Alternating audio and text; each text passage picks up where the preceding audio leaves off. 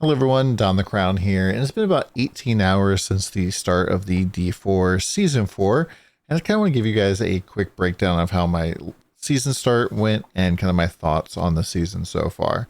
So we managed to hit level 100 in about 13 hours, which is incredibly fast, especially for me.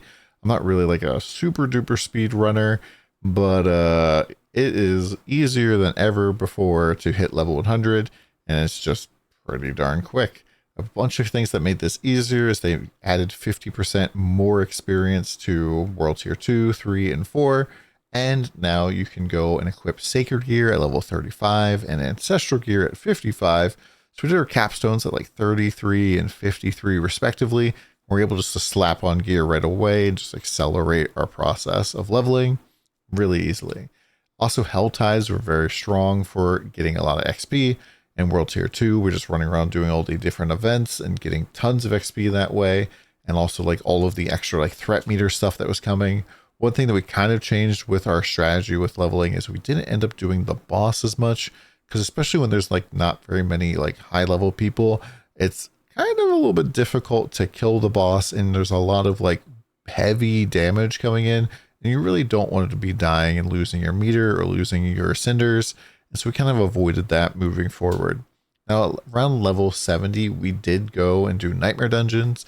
And even though like we got from 70 to 100 faster than ever before, managed to get a lot of these glyphs completely leveled up. So we have 1, 2, 3, 4, and then level 19 and 2 level 15s. And yeah, it was pretty smooth, just fun overall. I played Incinerate Sork basically through and through. You get this Incinerate splits into 3 beams aspect pretty quickly, and the other like main damage aspect, Conflagration. I can't remember if you get this from the season journey, but you can definitely just go to a dungeon. I forget which one it is. I think it's like maybe Light's Watch, and it'll just unlock for you, and you'll be able to slap this on your amulet. And then really like the damage is pretty darn solid from that point, especially if you're using the Fireball enchant and Hell Tides, just kind of blowing up and exploding everything. It was a lot of fun.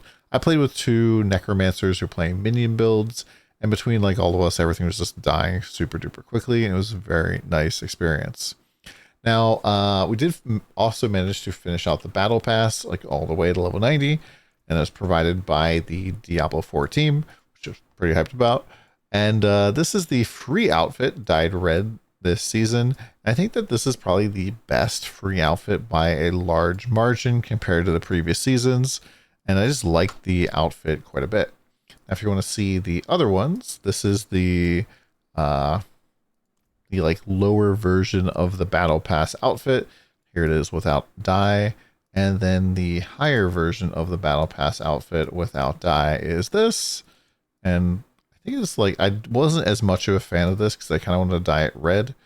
But, it has kind of like a whole bunch of blue vibe going on in it, which, isn't as good for me personally.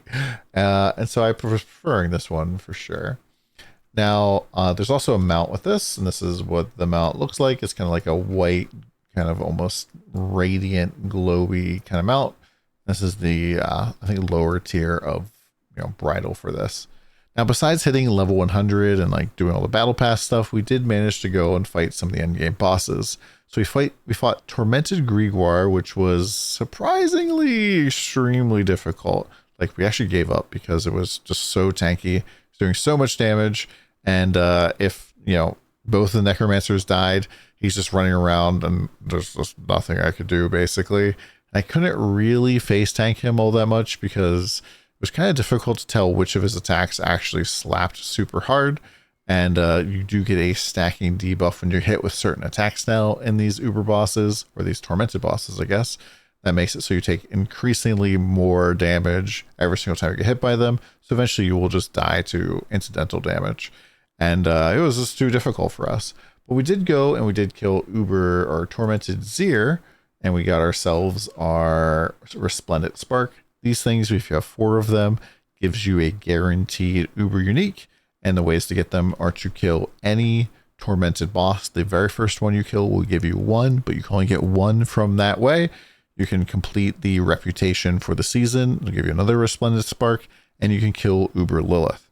And you can also scrap Uber uniques.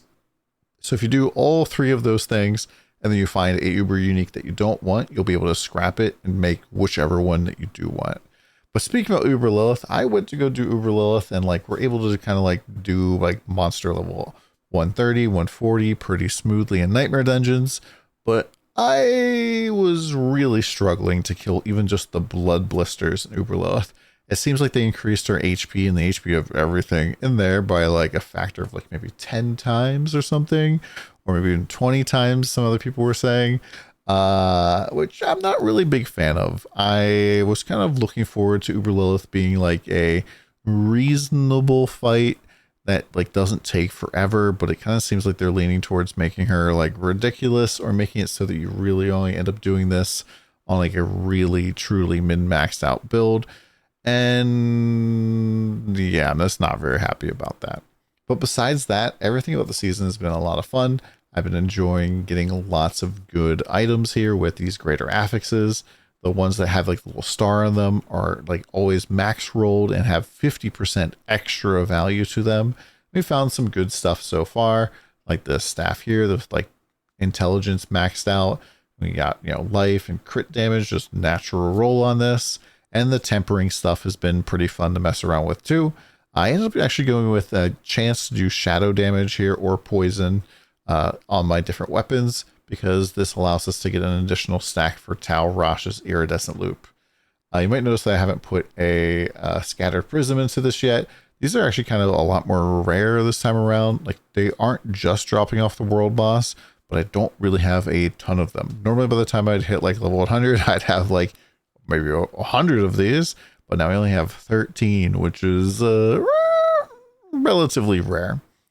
But yeah, I've been having fun. It's been a fun time. The Incinerate build was a lot of fun to play.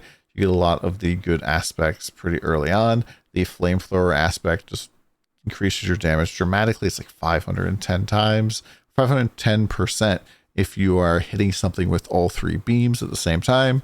And then you can go and unlock Conflagration by doing a dungeon. I forget which one off the top of my head, but you can press Y and check your codex and just, you know, type in here and search and find Conflagration. And if you hover over it, it'll tell you where it unlocks from.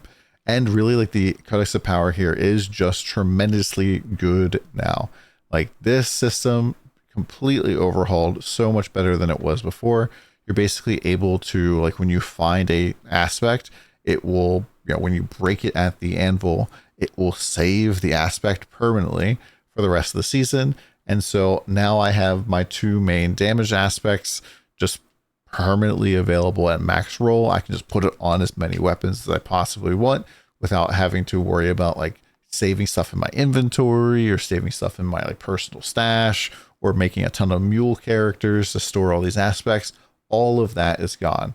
Now, that doesn't necessarily mean that storage space is completely solved in the game, mostly because the consumables tab I kind of think is overloaded. I really dislike the fact that we have our sigils, our elixirs, other seasonal effects in here, and all of our boss summoning materials all in the same tab. Doesn't really seem to make a lot of sense to me. And hopefully this is something that they fix. But yeah, this is like something that's kind of bothering me still a lot while we were leveling, because we're just always having to deal with like scrapping different sigils. So we had enough space to, you know, pick up more as we went. But besides that, it's been a pretty fun season. It's definitely worth checking out and seeing the different things that they've added. There's a lot of like really neat tempers that can add some interesting effects, like flame shield duration is pretty nice, or like all of these chances to apply crowd control can be pretty cool. And yeah, I'm just excited to check out some different builds. We have some of the gear for some other builds already kind of like in our pocket. So we have the fractured winter glass. So it's right here.